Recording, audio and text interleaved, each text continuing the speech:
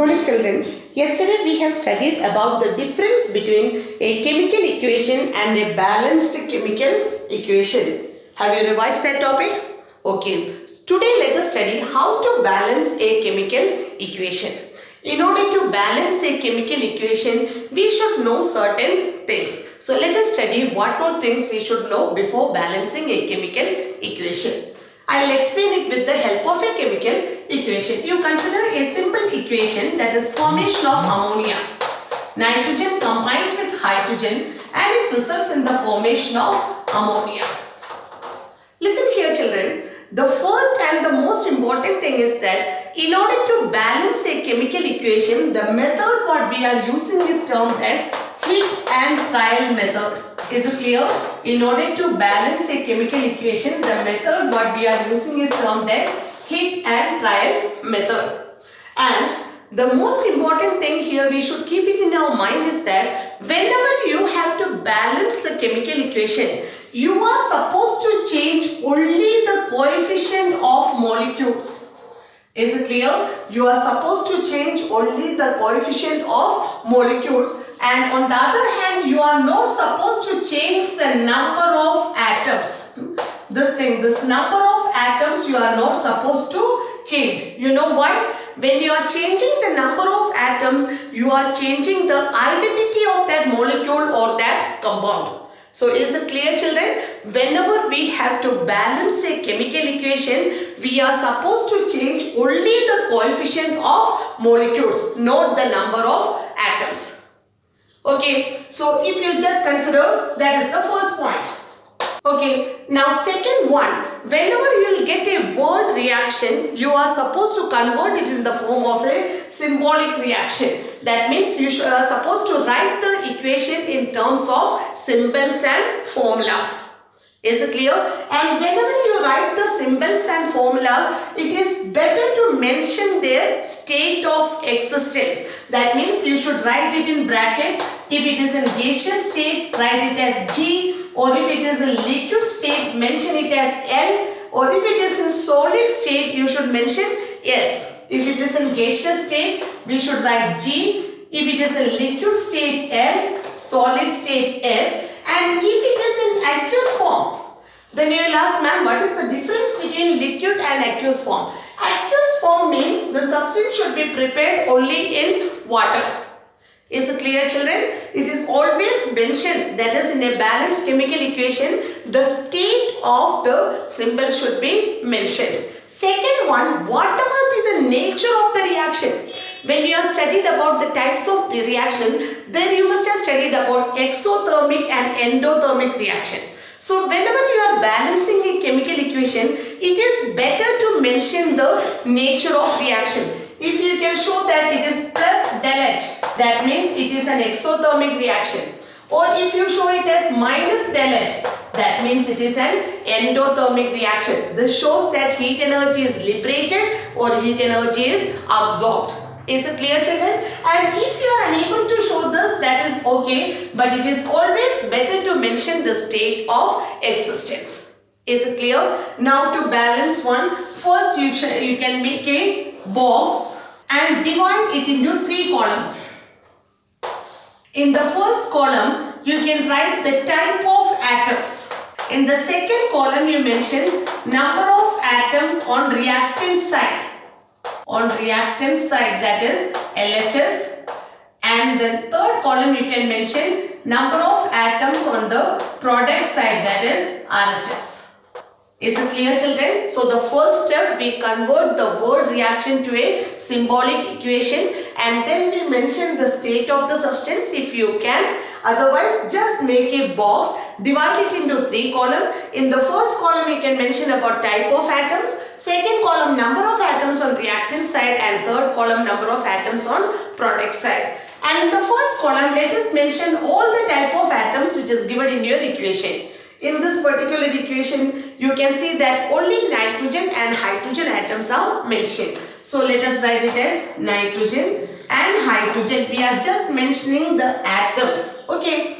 Now in the reactant side, how many nitrogen atoms are there? Yes, 2. And the hydrogen atom, that also 2. And in the product side, how many hydrogen atoms are there? 3, and nitrogen atom is 1. Now your aim is to equalize the number of atoms on both the sides. And here just keep one thing in your mind, children. Whenever you are balancing a chemical equation, always try to balance all other atoms other than nitrogen and hydrogen first. Is it clear? Balance all other atoms leaving behind hydrogen and nitrogen or hydrogen and oxygen. If oxygen is there, leave oxygen also. Balance all other atoms and finally you can go for hydrogen and oxygen since both of them are diatomic in nature. Is it clear, children? So let us balance. Here hydrogen is 2 atoms of hydrogen is there in the reactant side, but 3 atoms are there in the product side. So what we can do? We can exchange the numbers and just multiply that. So in the reactant side you can multiply it by 3 and in the product side let us multiply it by 2. Is it clear? Now what is the number of hydrogen atoms in reactant side? It becomes 6. It is 3 into 2, that is 6. And in product side is also, this 2 is applicable for nitrogen as well as hydrogen. So it is 2 3s are again 6. Is it clear, children? Now hydrogen atoms are balanced, but what about nitrogen? Nitrogen in the reactant side is 2, but in the product side it was 1 and now it is again 2 into 1, so that is also balanced. Is it clear, children? So now your balanced equation is N2 plus 3H2 reversibly gives you 2NH3. Is it clear how to balance a chemical equation? That means first step, whenever you will get a word equation, convert it using symbols and formulas. And the second step, if you can write the state of the substance, state of existence of the substance, it will be always better.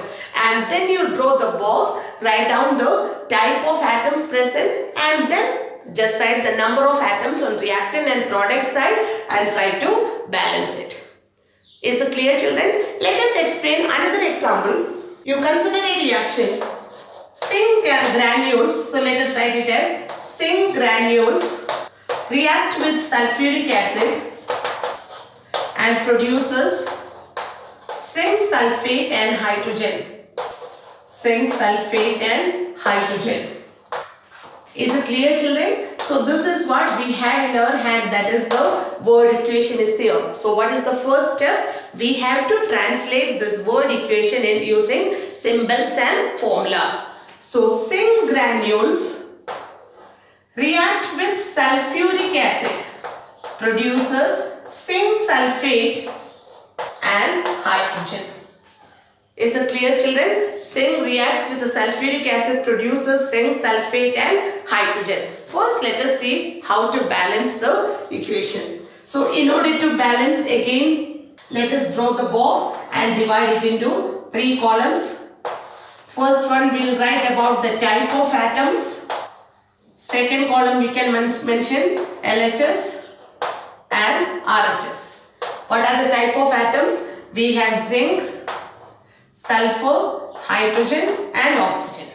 Okay. Now you please tell me what is the number of zinc atoms in the reactant side and product side? 1 each.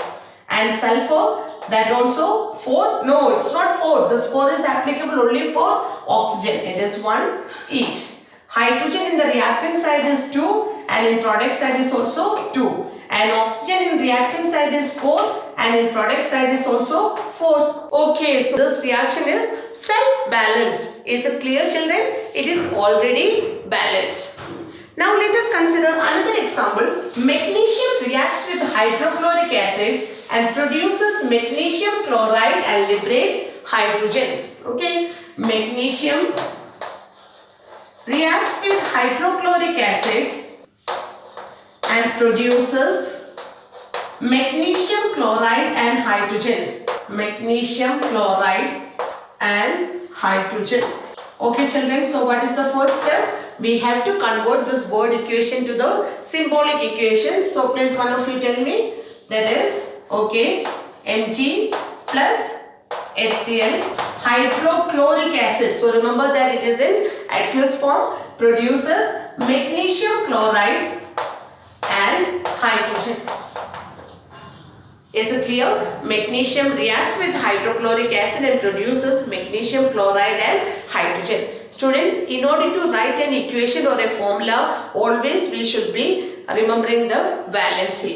Okay, so that last year you have studied and again we have revised it this year also. So always you should be in touch with valency of the elements and radicals. Okay, again let us balance it. So just draw the box, divide it into 3 columns, write the same thing, type LHS, RHS. Here we can consider magnesium, chlorine and hydrogen. Magnesium 1 each.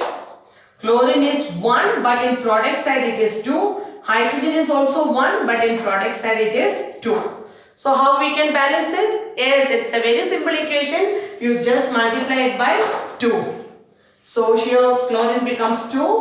Hydrogen also becomes 2. So then now the equation is balanced. Is it clear, children? All of you? So we can say that a balanced chemical, the first step to balance a chemical equation is that convert the word reaction to the symbolic equation. Then always you are supposed to change the number of molecules. No need to change the number of atoms. If you are changing the number of atoms means you are trying to change the identity of that substance.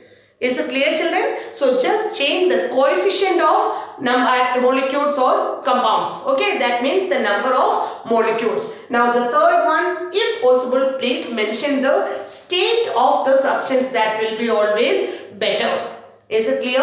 And whenever you are getting a gas, you can show an upward direction, and if you are getting a precipitate, you can show a downward direction. Is it clear? A precipitate can be shown by putting an arrow in the downward direction, and a gas can be shown by putting an arrow in the upward direction. Is it clear?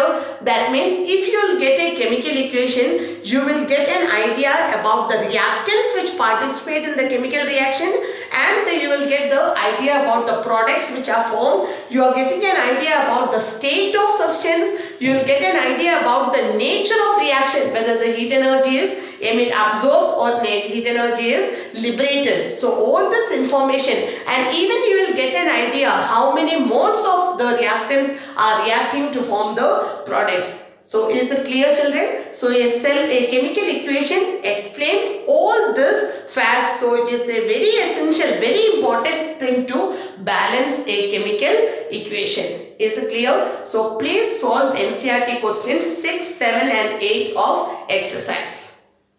Okay, we will continue the class in next period. Thank you.